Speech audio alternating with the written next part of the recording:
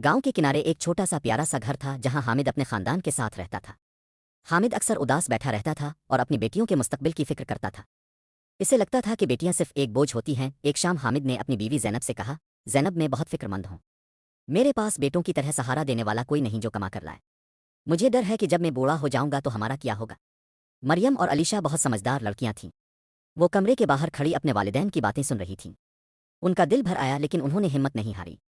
वो एक दूसरे का हाथ थाम कर कुछ सोचने लगे। अचानक एक दिन हामिद की तबीयत बहुत खराब हो गई। इसे तेज बुखार था और वो बिस्तर से उठने के काबिल नहीं रहा। ज़ैनब बहुत परेशान थी और हामिद की तीमारदारी कर रही थी। घर में खाने पीने की चीज़ें खत्म हो रही थीं। मरियम ने अपनी छोटी बहन अलीशा का हाथ पकड़ा और कहा, अलीशा, अब वक्त आ गया है कि हम अब्बा की मदद करें। हम उन पर बोझ नहीं बनेगी बल्कि उनका मजबूत सहारा बनेंगी। अलीशा ने सर हिलाकर हामी भरी। मरियम ने गांव के छोटे बच्चों को इकट्ठा किया और उन्हें अपने घर के सह में पढ़ाना शुरू कर दिया। वो एक बहुत अच्छी और प्यार करने वाली उस्तानी साबित हुई और बच्चे इससे पढ़कर बहुत खुश थे। मरियम की क्लास में रोज़ बरोज़ बच्चों का इजाफा होने लगा। एक छोटी बच्ची मरियम के पास बैठी अपना सबक सुना रही थी और मरियम मुस्कुराते हुए इसे शाबाश दे रही थी। गांव के लोग मरियम की तारीफ करने लगे। दूसरी तरफ अलीशा ने अलमारी से अपनी उम्मी की पुरानी सिलाई मशीन निकाली। इसने अपनी उम्मी से सिलाई के कुछ हुनर सीखे थे और अब वो मेहनत से पड़ोसियों के कपड़े सीने लगी। अलीशा बहुत मेहनत और सफाई से खूबसूरत कपड़े तैयार करती थी।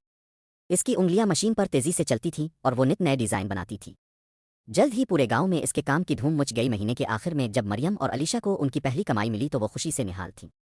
वो दोनों दौड़ती हुई अपनी उम्मी के पास गईं और अपनी मेहनत की कमाई उनकी हथेली पर रख दी। ज़ैनब वो पैसे लेकर हामिद के पास गई और इसे बताया कि उनकी बेटियों ने किस तरह घर की जिम्मेदारी उठाई है। हामिद ने जब ये सुना तो उसकी आंखों में पछतावे के आंसू आ गए। हामिद ने अपनी दोनों बेटियों को पास बुलाया और उन्हें गले लगाते हुए कहा, मुझे मुआफ़ कर दो मेरी बच्चों। तुम बोझ नहीं बल्कि अल्लाह की रहमत हो। तुम मेरा गुरूर हो। अब वो घर खुशियों का गहवारा बन चुका था।